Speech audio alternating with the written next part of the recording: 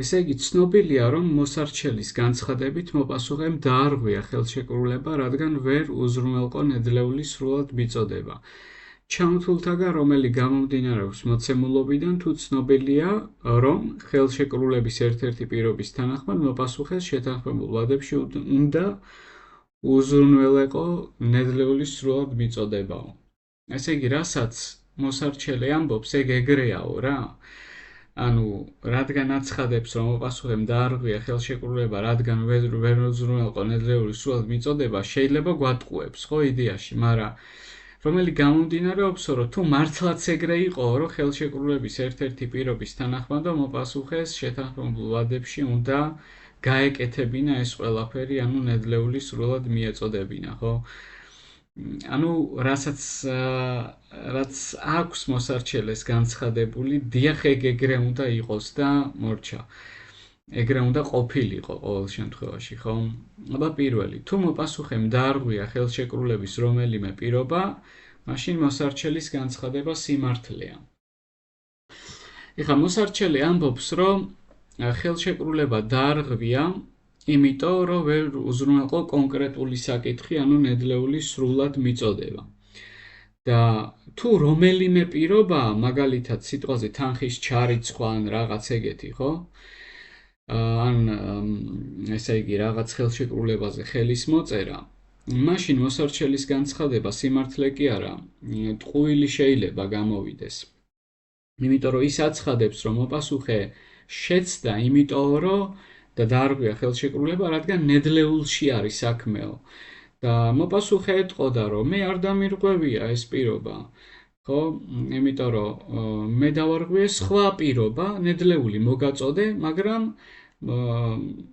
ესე იგი შესაძლებელია დაგიგვიანე კონტრაქტზე ხელის მოწერა. ამიტომ თუ ხელშეკრულების რომელიმე პირობა დაარღვია, ეგ არ ნიშნავს იმას, რომ ნედლეულის პირობა დაარღვია მაინდა-მაინც და ამიტომ ავერსია გამოირიცხებოდა, ხო?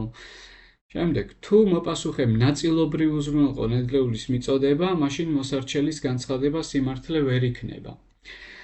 სიმართლე პირიქით იქნება, იმიტომ რომ მოსარჩელის განცხადებით ამ მოპასუხეს უნდა უზრუნველეყო ნედლეულის როგორ მიწოდება, სრულად მიწოდება. და რადგან ცნობილია, რომ მოპასუხემ თუ, რა თქმა უნდა, მოპასუხემ ნაწილობრივ უზრუნველყო ნედლეულის მიწოდება, ეგ იქნებოდა აი ამ კონტრაქტის დარღვევა.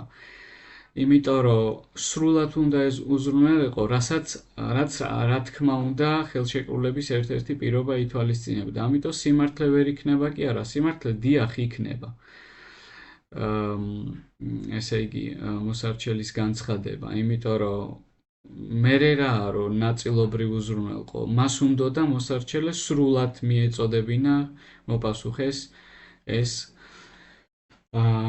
აი ნედლეული და ნაწილობრივ მიწოდება მოსარჩელის განცხადება სიმართლედ აქცევს, ხო? შემდეგ, თუ მოსარჩელის განცხადება ტყუილია, მაშინ მოპასუხეს ხელშეკრულების პირობები დაურღვევია. თუ მოსარჩელის განცხადება ტყუილია, მაშინ მინუს ნაწილაკი უნდა შემოვიდეს მსჯელობაში და ეგ ყველაფერი გამოიწვევს იმას, რომ ვერ უზრუნველყო ნედლეულის სრულად მიწოდება, ვერ ნაწილაკი გაბათილდება მინუსთან რა და ვერ მოიხსნება რა. მაგალითად, მე ვერ გავედი ტურნირზე, თუ ტყუილია რა მომხდარა, მე გავედი ტურნირზე და მორჩა. ხო და შესაბამისად, თუ ეგრე არის, რომ მოსარჩელის განცხადება ტყუილია, რასაც ის ამტკიცებს, საპირისპირო მომხდარა, ანუ ვის მოპასუხეს უყვია ნედლეული სრულად მიწოდება და მაშინ ხელშეკრულების პირობები დარღვეული კი არა, შესრულებული გამოდის, ამიტომ გეც არ გამოვა მაშინ სწორი პასუხი. თუ მოსარჩელის განცხადება სიმართლეა, მაშინ მოპასუხეს ხელშეკრულების პირობები არ დაურღვევია. თუ მოსარჩელის განცხადება სიმართლეა, ნედლეულზე აქ არაფერია ნათქვამი. კერძოდ, თუ რასაც ამტკიცებს სიმართლეა მოსარჩელე, ანუ და ისედაც სიმართლეა, იმიტომ რომ წერია, რომ ხელშეკრულების ერთ-ერთი პირობის თანახმადო მართლაც ნედლეული სრულად მიწოდება იყო საჭიროა და მართლაც თუ დაუჯერებთ მის განცხადებას, რომ ვერ უზრუნველყო ნედლეული სრულად მიწოდება მოპასუხემ, პირიქით, მოპასუხეს ხელშეკრულების პირობები დარღვეული ექნება, იმიტომ რომ ვერ გაუკეთებია კონტრაქტის ერთ-ერთი მოთხოვნა. და ბოლო თუ მოსარჩელის განცხადება ტყუილია, მაშინ მოპასუხეს ნედლეული სრულად მიუწოდებია. თუ მოსარჩელის განცხადება ტყუილია, როგორც ვილაპარაკეთ, მაგალითად მე არ მქვია გიო, თუ ტყუილია.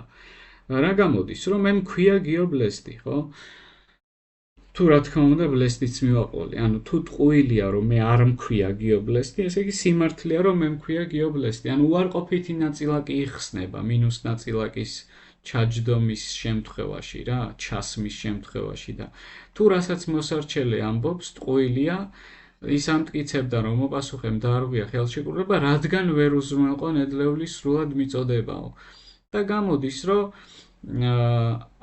მისი ერთ-ერთი არგუმენტი, რომელიც იყო, რომ მთავარი არგუმენტი, რომ ნედლეული სრულად მიწოდება ვერ შეძლო, მაგაშიც იტყუება და ბუნებრივია, რომ გამოდის, რომ მოპასუხემ უზრუნველყო ნედლეული სრულად მიწოდება და მოპასუხემ კი არ დაარღვია ხელშეკრულება.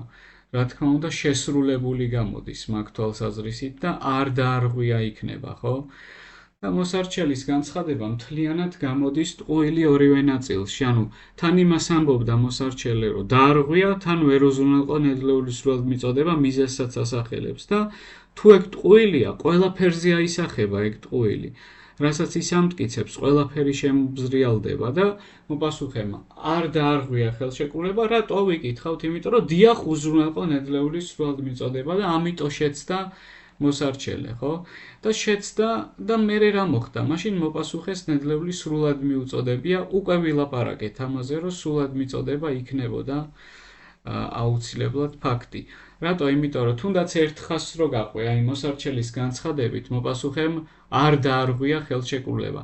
მოსარჩელე ხო ამბობს, რომ მოპასუხემ დაარღვია ხელშეკრულებაო და თუ სიტყვაზე მოსარჩელე ცდება, ესე იგი არ დაურღვევია ხელშეკრულება. და რატო არ დაარღვია? იმიტომ რომ სწორედ ის გააკეთა, რაც იწვევდა საპირისპირო შედეგს. ანუ უზრუნველყო ნედლეული სრულად მიწოდება და მაგიტო არ დაურღვევია და მაგაში აისახა მოსარჩელის ტყუილი რა. მიხვდი როგორი რაღაც არის. ესე იგი, რადგან მოპასუხე თუ დაარღვევდა ხელშეკრულებას, მაგის მთავარი მიზეზი ცხადდებოდა ნედლეულის ვერ მიწოდება სრულად. და თუ შეცდა მოსარჩელი, არ დაურღვევია მოპასუხეს ხელშეკრულება და რატო? ეგ ნედლეული სრულად ვერ მიწოდების შემთხვევაში ირღვევა ხელშეკრულება. ესე იგი, უნდა მიაწოდოს ნედლეული სრულად, რომ არ დაირღვეს ხელშეკრულება და ეპასუხი გამოდის აი აქ სწორი ვერსია, ხო?